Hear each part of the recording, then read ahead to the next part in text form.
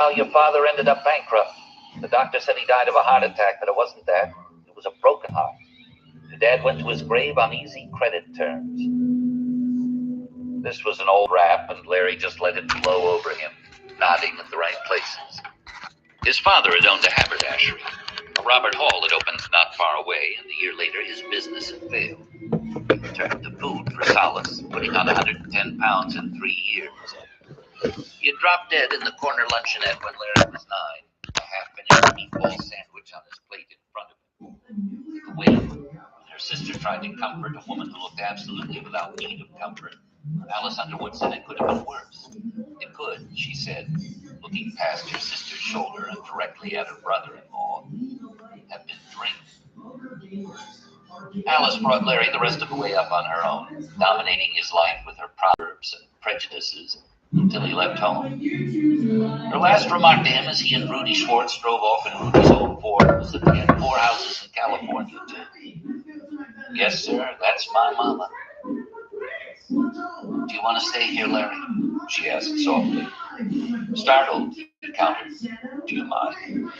There's room. The rollaway's still in the back bedroom. I've been storing things back there, but you can move some of the boxes around. All right, he said slowly. If you're sure you don't mind. I'm only in for a couple of weeks. Look up some of the old guys. Mark, Galen, Chris, those guys. She got up and went to the window and tucked it up. You're welcome to stay as long as you like. I'm not so good at expressing myself, maybe, but I'm glad to see you. He didn't say goodbye very well. There were harsh words. She showed him her face, still harsh, but also full of a terrible, reluctant love. For my part, I regret them. I only said them because I love you. I never knew how to say that just right, so I said it in other words. That's all right, he said, looking down at the table. The flush was back. He could feel it.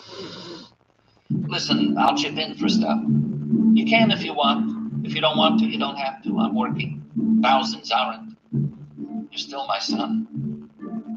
He thought of the stiffening cat, half in and half out of the trash can, Dewey the dead, smilingly filling the hospitality bowls. He suddenly burst into tears. As his hands blurred double in the wash of them, he thought that this should be her bit, not his. Nothing had gone the way he thought it would. Nothing. She had changed after all. So had he, but not as he had suspected.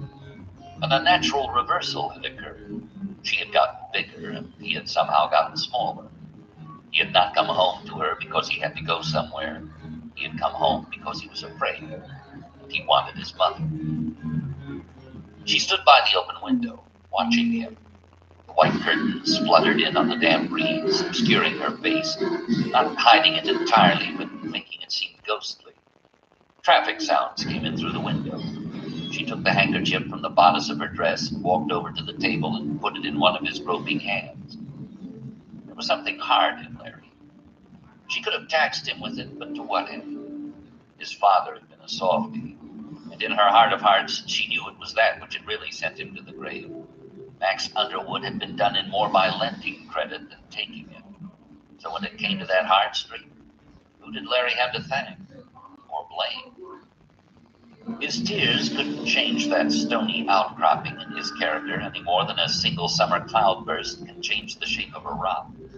There were good uses for such hardness. She knew that, had known it as a woman raising a boy on her own in a city that cared little for mothers and less for their children.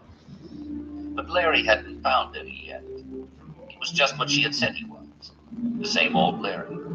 He would go along, not thinking, getting people, including himself, into jams. And when the jams got bad enough, he would call upon that hard street to extricate himself.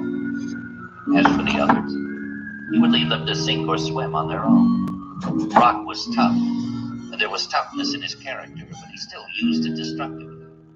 She could see it in his eyes, read it in every line of his posture, even in the way he bobbed his cancer stick to make those little rings in the air. He had never sharpened that hard piece of him into a blade to cut people with. That was something. But when he needed it, he was still calling on it as a child did, as a bludgeon to beat his way out of traps he had dug for himself.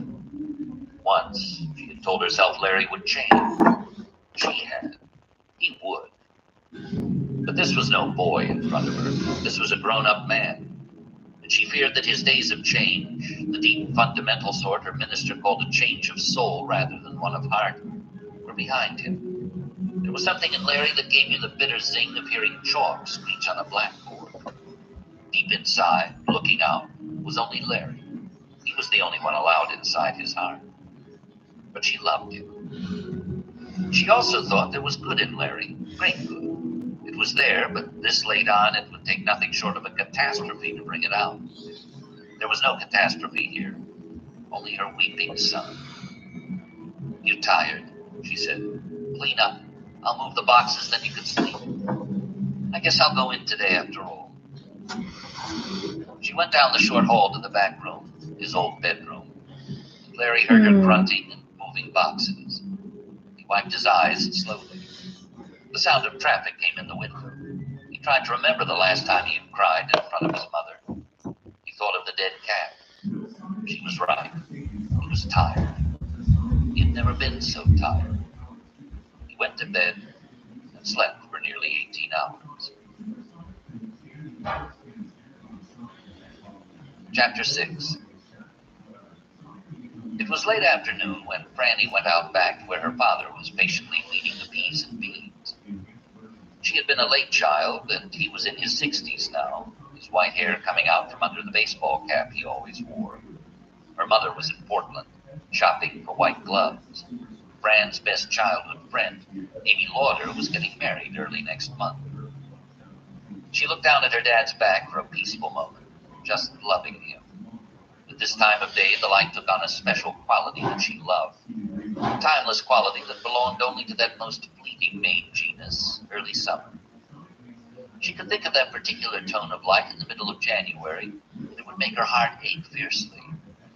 The light of an early summer afternoon as it slipped toward dark had so many good things wrapped up in it. Baseball at the Little League Park, where Fred had always played third and batted cleanup. Watermelon, first corn, iced tea in chilled glasses. Childhood. Franny cleared her throat a little. "Need a hand?" He turned and grinned. "Hello, Fran. Hope you digging, didn't you?" "I guess I did. Is your mother back yet?" He frowned vaguely, then his face cleared.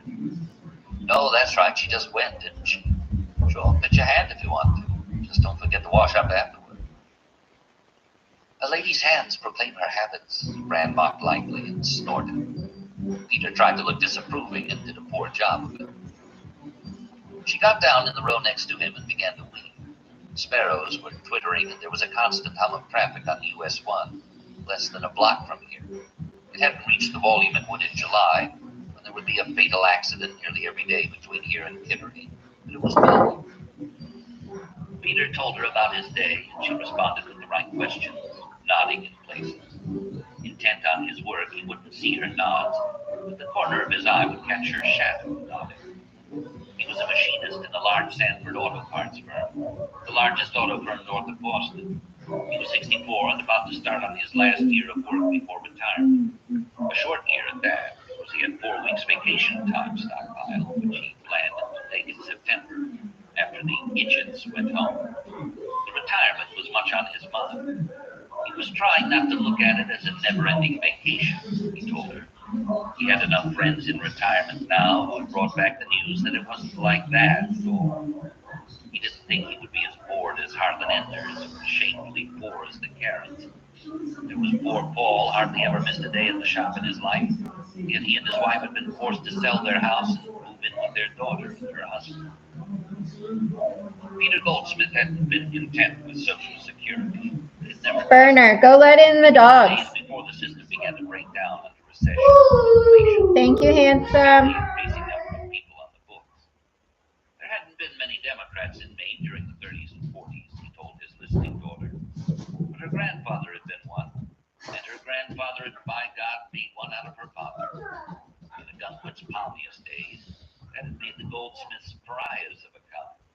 But his father had had one saying as rock-ribbed as the stoniest Maine Republican's philosophy. "Put not your trust in the princes of this world, for they will freight thee up, and so shall their governments, even unto the end of the earth." loved it when a man talked this way. It wasn't a way he talked often, because it was his wife and her mother would and had all but cut the tongue out of his head with the acid which